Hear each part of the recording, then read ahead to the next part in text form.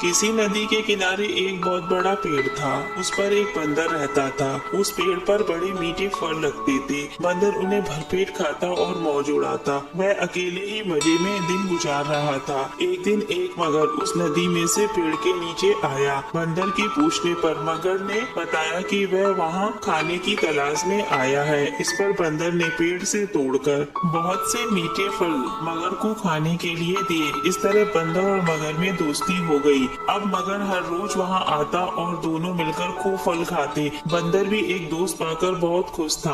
एक दिन की बात है, मगर ने बंदर को बताया कि उसकी एक पत्नी है जो नदी के उस पार उसके घर में रहती है। तब बंदर ने उस दिन बहुत से मीठे फल मगर को उसकी पत्नी के लिए साथ ले जाने के लिए दिए। इस तरह मगर रोज जी भर फल खाता और अपनी पत्नी के लिए भी लेकर जाता। मगर की पत्नी को फल खाना तो अच्छा लगता, पर पति का देर से लौटना पसंद नहीं था। एक दिन मगर की पत्नी ने मगर से कहा कि अगर वह बंदर रोज रोज इतने मीठे फल खाता है तो उसका कलेजा कितना मीठा होगा, मैं उसका कलेजा खाऊंगी। मगर ने उसे बहुत समझाया पर वह नहीं मानी।